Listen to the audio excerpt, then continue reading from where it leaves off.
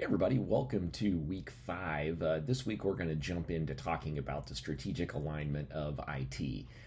Now, I'm going to preface this with pretty much everything you read anywhere about a strategic plan is going to tell you that the time frame for a strategic plan is 5 years.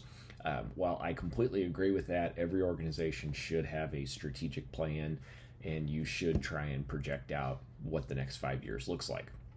That said, I'm going to tell you don't write it in ink.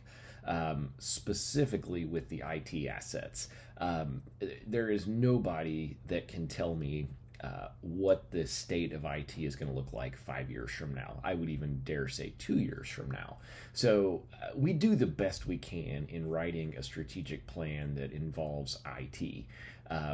But I will tell you from personal experience, you find yourselves modifying that plan, and that's okay. The worst thing you can do is have a plan that's written in stone for 5 years, and I guarantee after a year it's going to be inaccurate, if even that long. And let me give you a great example.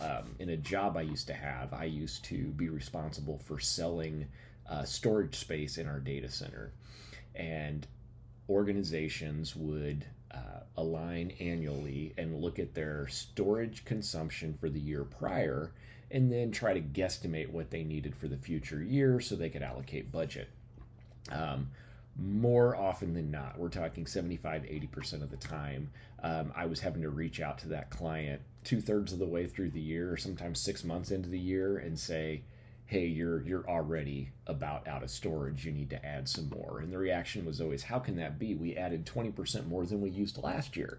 Well, no one has been able to accurately project how much space we need. So it evolves very, very quickly. So can you imagine if you tried to lay that out in a 5-year plan? It just simply wouldn't be accurate. So make the plan, be flexible with it, knowing that critical elements of it will likely change. Okay, so next up, I going through the grading, and I'm still seeing some people that are kind of making some of the same errors in terms of APA formatting and that sort of stuff. I've put out some videos with grade feedback that goes over some of this stuff, and when I look, for example, at the one from week 2, it only has 4 views. One of those was me to test it to be sure it worked, so that tells me less than half the class watched it. So if you're losing points, definitely do yourself a favor and go check out those videos, because if you're losing points for the same reason over and over again, that stacks up over the course of 8 weeks. So, and again, if you have any questions, let me know. I'm happy to provide clarity to that. So have a great week.